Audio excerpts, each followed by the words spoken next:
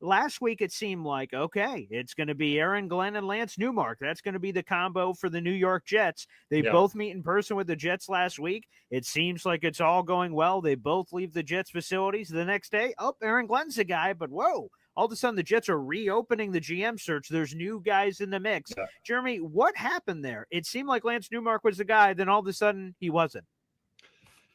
Well, it's funny. I was actually talking to some people about that at the Senior Bowl, and it did feel like, in part because some of the unpredictability with owner Woody Johnson and what's gone on and what's one Jets drive for a while now, it was kind of a spin the wheel situation. Depending on the day, you could maybe get a different general manager, because I was going through it like about a week and a half ago or so, 2 weeks. I thought Mike Borgonzi would be the leader. There was a lot of chatter league-wide that the Kansas City Chiefs assistant GM would be that guy, and then he takes the Titans job. I think sometimes when you get a GM offer, you got to take it. It's hard to wait for another team.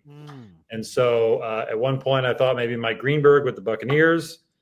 And then, even interim GM Phil Savage was still in the mix a little bit there. So, but they, at one point it did seem like Lance Newmark, yes. And we don't know, I can't confirm this. I don't know, but sure. I do wonder if maybe they got to a point where they were talking about him being in that role. Did he want the job, or was he willing to wait, knowing in Washington you have a good situation? You've got Cliff Kingsbury and Joe Witt Jr., two coordinators that will be in the mix and probably get a head coaching job in the future. Do you want to try to align with them?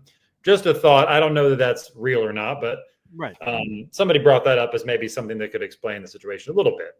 But that said, they got a really good candidate in Darren Moogie from Denver. He's highly regarded by George Payton.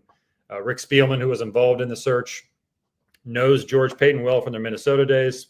Payton spoke highly of Darren Moogie, as did Sean Payton. He's really worked everywhere from like operations to handling budgets to player personnel to handling agents. Like he's done a lot. So it's definitely a good hire.